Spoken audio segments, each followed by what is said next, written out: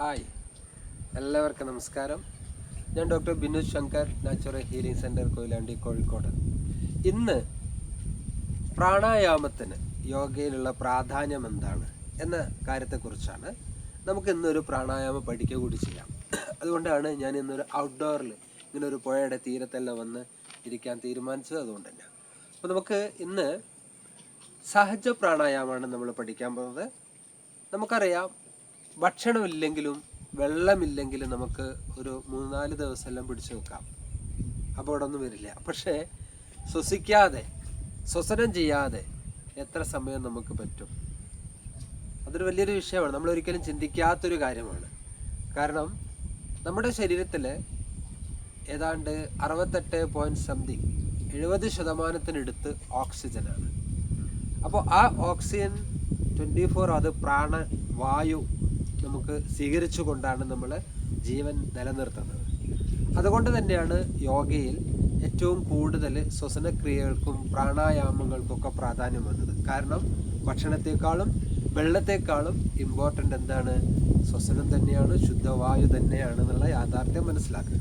Okay, ഇന്ന് ഞാനിവിടെ പഠിപ്പിക്കാൻ പോകുന്ന പ്രാണായാമം എന്ന് പറഞ്ഞാൽ വളരെ സിമ്പിളായിട്ടുള്ള പ്രാണായാമമാണ്. പക്ഷേ കുറച്ചു കാലം നിങ്ങളത് നന്നായിട്ട് ശ്രദ്ധിച്ച് പ്രാക്ടീസ് ചെയ്യുകയാണെങ്കിൽ നമുക്ക് എന്താ പറയുക, അനാവശ്യമായിട്ടുള്ള തോട്ട്സ്, വേസ്റ്റ് തോട്ടുകൾ, അതേപോലെ തന്നെ സ്ട്രെസ്സുകൾ ഒക്കെ നന്നായിട്ട് കുറയ്ക്കാൻ സാധിക്കുന്നുണ്ട്. കാരണം ഇത് ഞാൻ കുറേ കാലങ്ങളായിട്ട് യോഗാ പരിശീലനത്തിനിടയ്ക്ക് കൊടുത്ത് പല ആൾക്കാർ അനുഭവിച്ചറിഞ്ഞ കാര്യങ്ങളാണ് പറയുന്നത്. അപ്പോൾ വളരെ സിമ്പിളായിട്ടുള്ളൊരു പ്രാക്ടീസ് എങ്ങനെയാണെന്ന് ഞാൻ ഒന്ന് പറയാം. നമ്മൾ അത് ചെയ്യുന്ന രീതി എന്ന് പറഞ്ഞാൽ ശരിക്കും വളരെ സിമ്പിളായിട്ട്, ഒന്നിക്കൽ നമ്മൾ സുഖാസനത്തിൽ ഇരിക്കുന്നു, അല്ലെങ്കിൽ വജ്രാസനത്തിൽ ഇരിക്കുന്നു, ഏതെങ്കിലും ഒരു കംഫർട്ടബിൾ മെഡിറ്റേഷൻ പോസ്റ്റിൽ ഇരുന്നിട്ട് നമ്മൾ ചെയ്യുന്നൊരു രീതിയാണ് സഹജ പ്രാണായാമം. സഹജം എന്ന് പറയുമ്പോൾ ജന്മസഹജമായിട്ട് നമ്മൾ എങ്ങനെയാണോ ബ്രീത്ത് ചെയ്തിരിക്കുന്നത് അതേപോലെ ബ്രീത്ത് ചെയ്യാൻ പഠിപ്പിക്കുക. അപ്പോൾ ഒരുപക്ഷെ നിങ്ങൾക്ക് ഒരു സംശയം തോന്നിയേക്കാം, അങ്ങനെ പഠിപ്പിക്കേണ്ട ആവശ്യമുണ്ടോ എന്ന്. അല്ലേ, ഉണ്ട്. കാരണം എന്താ പറയുക, നമ്മൾ ഇപ്പോൾ നിങ്ങളൊന്ന് വെറുതെ ഇരുന്നൊന്ന് കണ്ണടച്ചിട്ട് വെറുതെ ഒന്നിരുന്ന് നിങ്ങൾ കണ്ണടച്ച് ദീർഘമായി ശ്വാസം ഉള്ളിലോട്ട് എടുത്ത് നോക്കിയേ, ഒന്ന് പുറത്തോട്ട് വിട്ട് നോക്കിയേ. ഇപ്പോൾ ഈ നിമിഷം എൻ്റെ വീഡിയോ കണ്ടുകൊണ്ടിരിക്കുന്ന സമയം തന്നെ ഒന്ന് നിങ്ങൾ ചെയ്ത് നോക്കിയേ. മിക്ക ആൾക്കാരും പല വേദികളിലൊക്കെ പോകുമ്പോൾ ശ്വാസം എടുക്കുമ്പോൾ അവർ പറയുന്നത് വയറങ്ങോട്ട് പോകുന്നു, ഉള്ളിലോട്ട് പോകുന്നു, ശ്വാസം വിടുമ്പം പുറത്തോട്ട് വരുന്ന പറയുന്നത്. പക്ഷേ ജനിച്ചു വീണ കുട്ടികൾ മുതൽ, ചെറിയ കുഞ്ഞു മുതൽ നമ്മൾ 2-3 വയസ്സാവുന്ന കുട്ടികളൊക്കെ നിരീക്ഷിച്ച് നോക്കി അറിയാം, അവർ ഇൻഹെയിൽ ചെയ്യുമ്പോൾ വയറിങ്ങനെ വികസിക്കുന്നു, എക്സെയിൽ ചെയ്യുമ്പോൾ വയറിങ്ങനെ സങ്കോചിക്കുന്നു. ശ്വാസം എടുക്കുമ്പോൾ വയറ് വികസിക്കുന്നു, ശ്വാസത്തെ പുറത്തോട്ട് വിടുമ്പോൾ വയറ് സങ്കോചിക്കുന്നു. അത് നമ്മൾ ഒരു പ്രോപ്പർ വേയിൽ ജന്മസഹജമായ പാറ്റേണിലേക്ക് ആക്കിക്കൊണ്ടുവരികയാണ്. ഇതെങ്ങനെ മാറിപ്പോയി? ജനിച്ചു വീഴുന്ന സമയത്ത് നമ്മൾ ഉണ്ടായിരുന്ന ബ്രീത്തിങ് പാറ്റേൺ എങ്ങനെ മാറി? നമ്മുടെ ജീവിതത്തിലെ സ്ട്രെസ്സ്, ടെൻഷൻ, ജീവിതശൈലികൾ, ഇതുകൊണ്ടൊക്കെ അതൊക്കെ മാറ്റപ്പെട്ടു പോയതാണ്. മാറ്റപ്പെടാത്തവരുണ്ട് കേട്ടോ, പക്ഷേ ഭൂരിപക്ഷ ആൾക്കാർക്കും ഈ ബ്രീത്തിങ് പാറ്റേൺ ചേഞ്ച് ആയി പോയിട്ടുണ്ട്. അതൊരു കറക്റ്റ് ബ്രീത്തിങ്, ജന്മസഹജമായ ബ്രീത്തിങ്ങിലേക്ക് കൊണ്ടുവരികയാണ്. അതിൻ്റെ പേര് ഒന്നുകൂടെ ഓർക്കുക, സഹജ പ്രാണായാമ. നമുക്കത് ഇവിടെ പ്രാക്ടീസ് ചെയ്യാൻ പോവുകയാണ്. അപ്പോൾ പോകുന്നതിന് മുന്നേ നിങ്ങൾ ശ്രദ്ധിക്കേണ്ട കുറച്ച് കാര്യങ്ങൾ ഞാനൊന്ന് സൂചിപ്പിക്കാം. കാരണം എപ്പോഴും ഈ പ്രാക്ടീസ് ചെയ്യുമ്പോൾ നിങ്ങളുടെ വയറ് എംപ്റ്റി സ്റ്റൊമക്ക് ആയിരിക്കണം. That is very important. Okay, രണ്ടാമത് വെള്ളം കുടിച്ചിരിക്കണം. കാലി വയറ് നമ്മൾ ഏറ്റവും നല്ല ഉത്തമമായ സമയം എപ്പോഴും പ്രാണായാമം ചെയ്യാൻ അതിരാവിലെ പ്രാക്ടീസ് ചെയ്യാൻ ഏറ്റവും ഉത്തമമായ സമയം. അതല്ലെങ്കിൽ വളരെ വൈകിട്ട്, നമ്മളൊരു 5 മണിക്ക് ശേഷമുള്ള സമയം നമുക്ക് ഉചിതമാണ്. പക്ഷേ ഈ പ്രാക്ടീസ് ചെയ്യുമ്പോൾ ശ്രദ്ധിക്കേണ്ട കാര്യം എന്ന് വെച്ചാൽ വയറ് കാലിയായിരിക്കണം. പൊതുവേ രാവിലെ നമ്മുടെ വയറ് കാലിയായിരിക്കും എന്ന് പ്രതീക്ഷിക്കാം. പിന്നെ നിങ്ങൾ കുറച്ച് വെള്ളം കുടിക്കണം, ഒരു നോർമൽ വാട്ടർ കുറച്ച് കഴിക്കണം.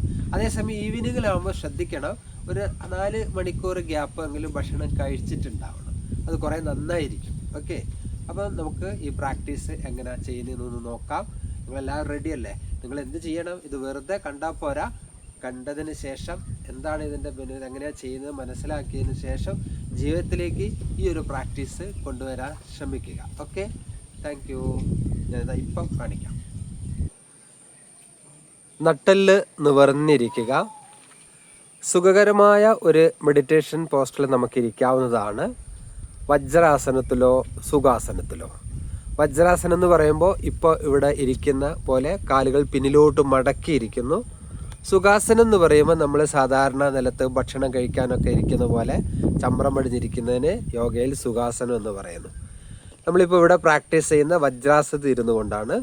വജ്രാസനം ഇരുന്ന് നട്ടല് നിവർന്നിരുന്ന് കണ്ണുകൾ അടച്ച് വളരെ പ്രസന്നമായ മുഖത്തോടുകൂടി ശാന്തമായ ഭാവത്തോടുകൂടി നമ്മുടെ ശ്വസനത്തെ മാത്രം ശ്രദ്ധിക്കുക.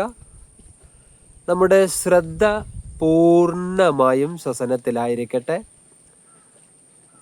നമ്മുടെ ശ്രദ്ധ പൂർണ്ണമായും ശ്വസനത്തിലായിരിക്കട്ടെ.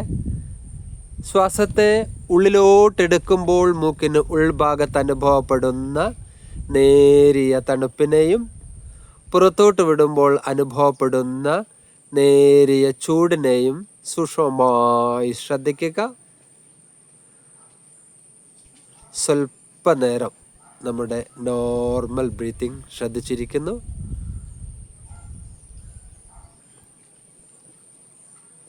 സാവധാനം നമ്മൾ സഹജ പ്രാണായാമത്തിലേക്ക് വരികയാണ്. ശ്വാസത്തെ ദീർഘമായി ഉള്ളിലോട്ടെടുക്കുക. എടുക്കുമ്പോൾ വയർ വികസിപ്പിക്കുന്നു. വളരെ സാവധാനം ശ്വാസത്തെ പുറത്തോട്ട് വിടുക. വയർ സങ്കോചിപ്പിക്കുന്നു. ശ്വാസത്തെ ദീർഘമായി ഉള്ളിലോട്ടെടുക്കുമ്പോൾ വയർ വികസിപ്പിക്കുകയും വളരെ സാവധാനം പുറത്തോട്ട് വിടുമ്പോൾ വയർ സങ്കോചിപ്പിക്കുകയും ചെയ്യുക. ആവർത്തിച്ച് ചെയ്തുകൊണ്ടിരിക്കുക.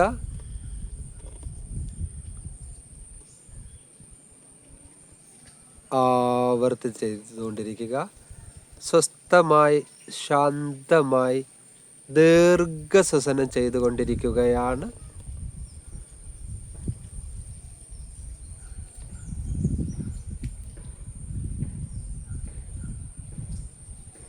പതുക്കെ ദീർഘശ്വസനം നിർത്തി സാധാരണ ശ്വസനത്തെ ശ്രദ്ധിക്കുക. Stop your deep breathing and observe your normal breathing. Observe all your breathing.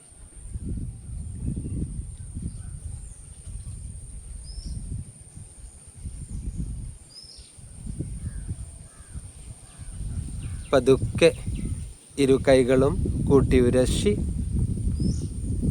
മുഖത്തും കൺപോളകളും തടവി പതുക്കെ കണ്ണുകൾ തുറക്കുക. Okay, thank you. ശ്രദ്ധിക്കുക. ഈ പ്രാണായാമം നിങ്ങൾ കണ്ടല്ലോ. ഈ പ്രാണായാമത്തിൻ്റെ ഗുണങ്ങൾ എന്തൊക്കെയാണെന്ന് വെക്കുമ്പോൾ, ഒന്ന് നമ്മുടെ ബ്രീത്തിങ് പാറ്റേൺ കറക്റ്റ് ആക്കുന്നു. ബ്രീത്തിങ് പാറ്റേൺ കറക്റ്റ് ആവുന്നത് കൊണ്ട് തന്നെ നമ്മുടെ എല്ലാ ശിരകളിലേക്കും രക്തസഞ്ചാരം, പ്രാണവായുവിൻ്റെ ഓക്സിജൻ കണ്ടന്റ് എത്തുന്നു. അതുപോലെ നമുക്ക് ഉന്മേഷാവസ്ഥ നന്നായിട്ടുണ്ടാവുന്നു.